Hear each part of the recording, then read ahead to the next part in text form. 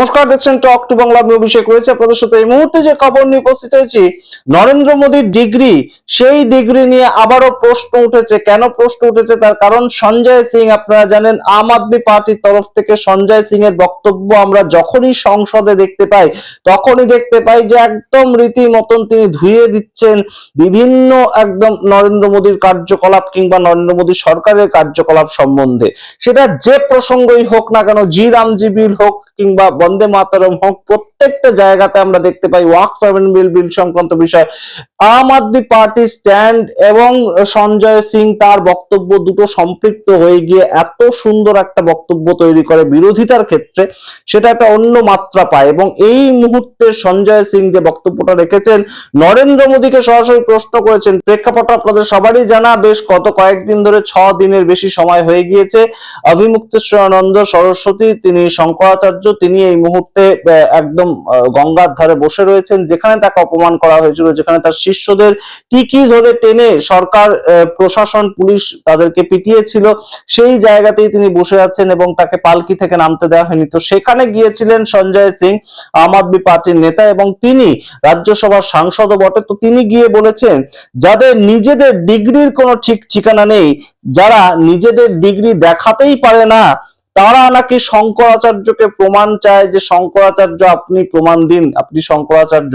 বিষয়টা আপনারা অবশ্যই অবগত, যারা অবগত নন তাদের জন্য বলছি যে শঙ্করাচার্য এই মুহূর্তে যখন থেকে তিনি এখানে বসে পড়েন, একদম সেখানেই তিনি অনশন করতে শুরু করেন, তখন যোগী সরকার তাদের পক্ষ থেকে প্রশাসনের যে কেউ যেতে পারতেন এবং গিয়ে তার কাছে ক্ষমা চাইতে পারতেন, বা ভুল হয়ে গেছে এই বিষয়টা, আপনি উঠে যান এখান থেকে, আপনি স্নান করুন, এইটুকু ছিল তার দাবি। প্রশাসনের পক্ষ থেকে যে কেউ আসুক, এইটুকু ছিল তার দাবি। যারা তার সঙ্গে এই ঘটনা ঘটেছে, যারা দুর্ব্যবহার করেছে, তাদের পক্ষ থেকে কেউ আসুক।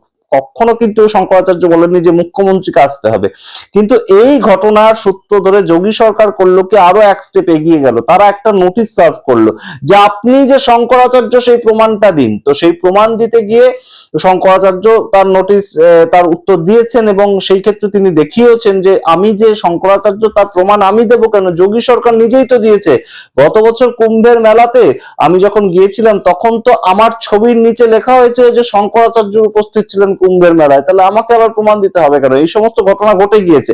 কিন্তু এখন সরাসরি এই প্রশ্ন তুলেছেন সঞ্জয় সিং। সঞ্জয় সিং বলছেন, যাদের নিজেদের ডিগ্রি বলতে নরেন্দ্র মোদীর ডিগ্রি সম্বন্ধে বেশ খানিকটা কারচুপি অনেক দিন ধরেই চলছে। আপনারা জানেন 2014 সালে নরেন্দ্র মোদী যখন দেশের প্রধানমন্ত্রী হয়, তার পরবর্তীতে যে কথাটা ওঠে যে আমাদের দেশের চিফ প্রধানমন্ত্রী হলেন, তার ডিগ্রিটা কি।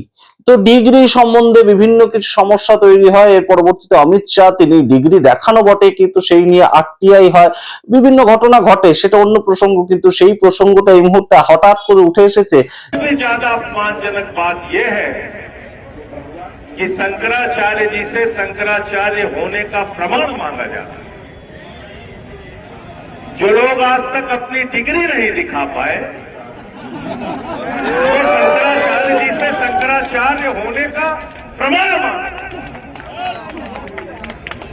शंकराचार्य कौन है नहीं है ये कोई प्रधानमंत्री तय नहीं करेगा।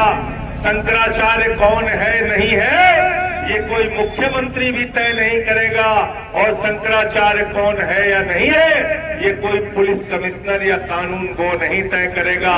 शंकराचार्य हिंदू धर्म के रीति रिवाजों से तय होते हैं और उस पर किसी को प्रश्न उठाने का कोई अधिकार नहीं है। सरकार की गलत नीतियों का विरोध करते हैं, सरकार में कौन है इसकी परवाह नहीं करते। चाहे वो भाजपा हो, सपा हो, कांग्रेस हो, आम आदमी पार्टी हो, किसी भी पार्टी का अगर धार्मिक रीति रिवाजों के खिलाफ कोई काम हो रहा है, उसका विरोध शंकराचार्य जी करते।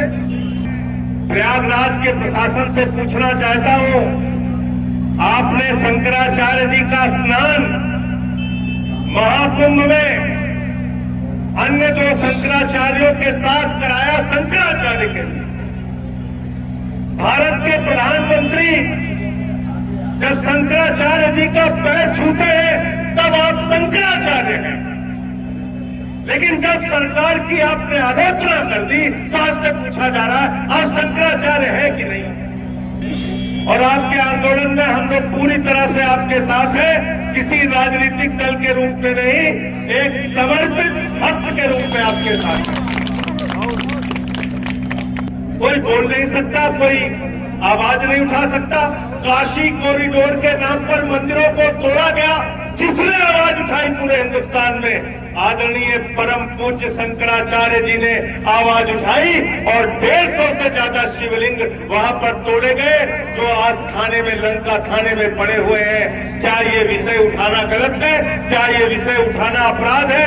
और मैं समझता हूं कि परम पूज्य शंकराचार्य जी ने जब भी कोई बात कही है वो धर्म के पक्ष में कही है। যে আপনি প্রমাণ চাইছেন কিন্তু আপনার ডিগ্রি প্রমাণ সেটাই তো আপনি এখনো পর্যন্ত দিতে পারেননি।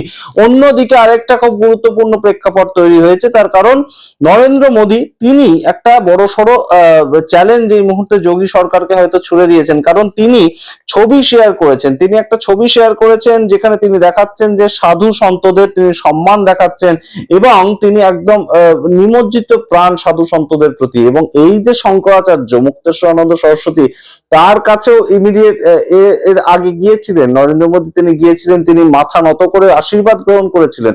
তো সেই শঙ্করাচার্যের কাছ থেকে যখন প্রমাণ চান যোগী সরকার, তাহলে অবশ্যই তো সেই নিয়ে প্রশ্ন ওঠে এবং অবশ্যই বিরোধীরা সেটা নিয়ে এককাট্টা হবে, বিরোধীরা সেটা নিয়ে বক্তব্য রাখবেই। অখিলেশ যাদব ইমিডিয়েটলি ফোন করেছিলেন শঙ্করাচার্যকে এবং যে অখিলেশ যাদবের বিরুদ্ধে বক্তব্য রেখেছিলেন শঙ্করাচার্য 2015 সালে, সেই অখিলেশ যাদব ফোন করেছিলেন, অথচ যোগী আদিত্যনাথ একটা ফোন করতে পারছেন না, সমস্ত বিষয়টাকে ম্যানেজ দিতে পারছেন। তো এগুলো নিয়ে একটা রাজনীতি হচ্ছে এই মুহূর্তে এবং রাজনীতির যারা কারবারি অবশ্যই রাজনীতি করার একটা প্রেক্ষাপট তৈরি করবেন। আপনারা জানেন যে এই ঘটনা যদি অখিলেশ যাদব চলাকালীন তার সরকার আমলে ঘটতো কিংবা অন্যান্য বিভিন্ন রাজ্যে যেখানে বিরোধীদের সরকার চলছে, কংগ্রেসের সরকার চলছে, সেখানে ঘটতো, শঙ্করাচার্যের সঙ্গে ধরুন এই ধরনের ব্যবহার হলো কর্ণাটকে যেখানে কংগ্রেস সরকার চলছে কিংবা পশ্চিমবঙ্গে, তাহলে সেই ক্ষেত্রে বিজেপির সরকার এবং বিজেপির যারা মিডিয়া, গদি মিডিয়া, তারা কিভাবে আপনারা বুঝতে পারছেন তাণ্ডব নৃত্য করতো। কিন্তু এই মুহূর্তে সবাই চুপ, কারণ কন্ট্রোলড হয়ে আছেন। বিভিন্ন যে আপনারা মিডিয়া হাউস গুলো দেখেন তার মধ্যে কতবার এই শঙ্করাচার্যের খবরটা দেখতে পান বলুন তো?